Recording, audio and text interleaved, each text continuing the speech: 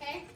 So, especially for those of you that may want to go into this should be what you do, okay? And some of this stuff looks familiar because I know I kind of introduced a little bit to you. But let's open up the one that says character analysis chart, the bottom one. Open that one up. This is for everybody. Who's already turned that in? Who turned that in? It was me. Megan. I know Okay. for sure it was. I know that's Because not. I always ahead of time. So it's for you. This one is, it's been shared to you as an individual. So this one is individual. I added, so you're going to put your name and then your character name. If you're an ensemble member, what do you do if it just said passenger one? You just write passenger one, or would you put a name in? Rama, what would you want there? Name. A name. Captain So what do Phillips. you can put yourself as Mrs. Longbottom from Rhode Island, or you know what I mean? You're creating now your character. Okay. For dancers, you are one of the angels. Okay, so there's Chastity and Charity and all that. Now find a new name, right? You're Chastity, right? So now you can find a character name that's based off of angelic figures, okay? Do you understand? So even as an ensemble member, this is just as important, okay? If not more important, because a lot of this stuff gets so mapped out for you, you just kind of go, I'll just follow what the director wants or the writer. But when you're a character that has an open individuality, you've got to create one. My favorite example was Ina and Olivia last year. Their characters were not anything specific, but they created themselves as two potheads that saw like their hands moving in the thing. They brought bags of Funyuns on their own, and it was clearly defined characters. Clearly, as a person watching them. Not one line spoken understood everything about them. So you did a good job, Olivia, last year. Good job, Olivia. So anyway, these are the questions you got to go through. It says he, she. So what do you look like, in other words? Your character. Okay? So, sailors, there's a lot of them. Doesn't necessarily 100% mean you all have to say the same thing. It's how do you want to be, how are you supposed to look, okay? This is you. You. Not what Mrs. Gellhouse is telling you to do, or me. It's you, okay? You're going to answer all of these questions, and then the weird thing, and then I added one. I added all one. This was from my master's program, but I added this one because I would like your input. If you could, what costumes would you want to wear if you could pick? And this is why I added this. I don't know why, but every time I ever do a show, I'll get that costume on that kid, and their body language tells me 100% if they like that or not. Either they're confidently walking around and just loving it, or they're like, but they don't say anything. But if you had your chance, this is it. If you don't tell me, then you have no worry about what I would put on you, correct? Correct. So this is your chance, okay? So this is a question for you. The bottom part is weird because it definitely delves more into the analyzing. And the first time I saw this, I was like, that's kind of odd, but no, I loved it. And let me show you why. I'm going to pull up someone from last show, and let's see what we did. Mine. So, huh? He's mine. Who's yours? Yeah. I was going to use Madeline, but... See that one. Oh, Mitch Mahoney. Whoever played it. Mitch. I'm going to put up Madeline because she's right there. I just looked at it the other day. So she's all of Ostrowski. We put her picture, your picture will go there when we do our program, so that when we have this, it's going to have who your character looks like. But then what did she went through all of that. So what does she look like? She's a short girl with messy curls, unique sense of style that fits her perfectly. So I will actually put this one in as a sample so you have one to go off of. I put a sample in for the other thing. So, but what I liked was down here. So this is where it can be kind of fun. So If this was a music, what kind of song would you be? Children's lullabies. Madeline, share with us why you thought children's lullabies?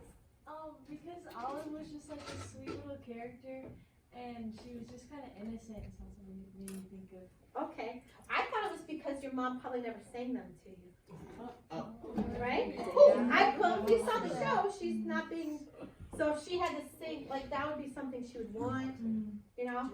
Watercolors. Childlike again. Yeah. So you had a theme here, okay? A bunny would be the animal. Yeah, I could see that. So like it's fun, and it actually can you without seeing her character see a personality here. She'd have children's lullabies. She likes watercolors, soft and cuddly Chanel fabrics. She'd be a bunny. She'd be a little squiggly line. Do you see a character? Oh my God. You have a virus? Virus. I thought it was over. So it's weird, and it feels kind of like, is this real? But actually, by the time you go back through it and look, and then you see her show, you're like, yeah, I see it. So I'll do Hayden because he wanted to.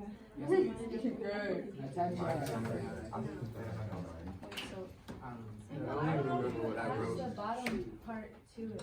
Oh, you know what? I added it after. Did it not come up? No. Yeah, it's not on there. It did. It's me.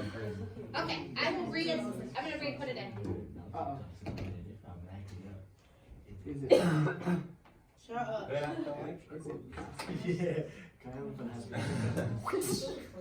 Where'd it go? Mitch Mahoney. That's what you lost too. I think.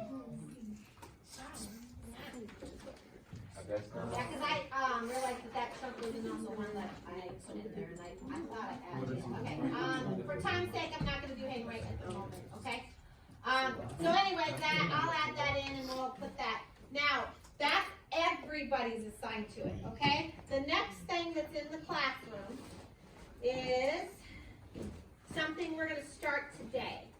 So that's assigned to you. I would put in a due date in the group calendar of it, like a timeline, and I want it in by then.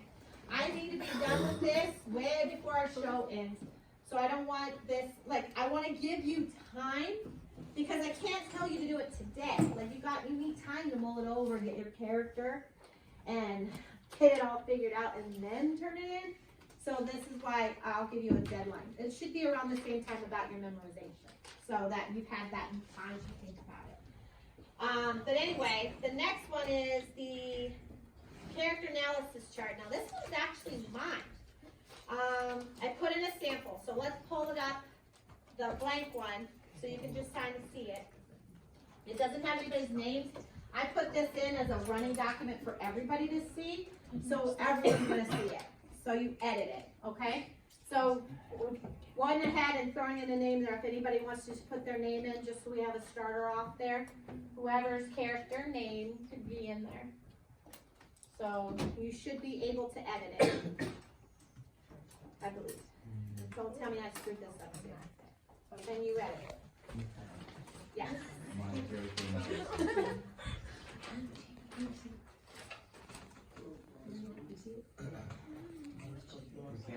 No, you can't. You don't have. We don't have to go on these. Yeah, we all have our. I don't have a church. It's like in that assignment.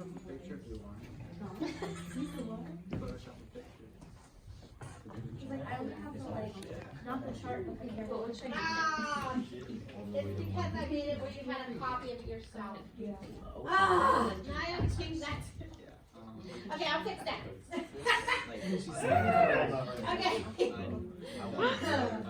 Me as a teacher in a nutshell. So this is when I teach the crucible. Okay, so you've all had the crucible in at least English 2, you're freshmen, you're getting a little heads up, okay? This is from Act 2, or Act 3. So we've got Reverend Paris, okay? What is something new that this character has done, and what more have we learned about this character? I think that's what it says on first. It might be because it's the first one. I only have Act 1 for you guys, so we're going to focus on Act 1 only, okay? So whatever the question is for that. But what it's doing is it's prompting you to do bullet notes down here. So Paris now believes that there is witchcraft. It seems like It seems like the blame is not on his family now that Abigail is accusing everyone. He is suspicious of John and Giles because he thinks they are overthrowing the court. So you see that? And then what you're doing is you're going to have adjectives for your character to, if you had to describe what they're doing in an adjective, it's he is feeling defensive here. He is defensive. Okay? So it's the adjectives to describe whatever this scene is. So you're going to do it in Act 1. You can have, if you want to break it down multiple, you can have changes and shifts here. Okay? The textual evidence would be from the script. You don't have to do it all I want there is like maybe a quote or one of the lines you're saying to where you're getting that. So here is, this is a clear check of public court. So it was on page 185. You could just put in one of your lines and put in the scene it was in. This is not to be the entire show. It's not to be all of Act 1. What I want is that you go through and you're like, I'm like this at the beginning. And now I'm shifting. It's a character shift. So what I want is a line from how you were at the beginning. And when it shifts. Is it hard for a musical? Absolutely. If I were to be the captain has a slight shift way back later, right? One of my favorite lines of yours is when you're like, we're dropping the bodies. Oh, wait a minute, we're in a different thing. You know, but you even have like times when you're like, ladies and gentlemen, and then you're more like captain-like. So you shift. So what you just have to do is find me a shift. Okay, that's pretty much all I'm asking you for this, because you're learning how to analyze and know when your personality finally takes turns or makes changes and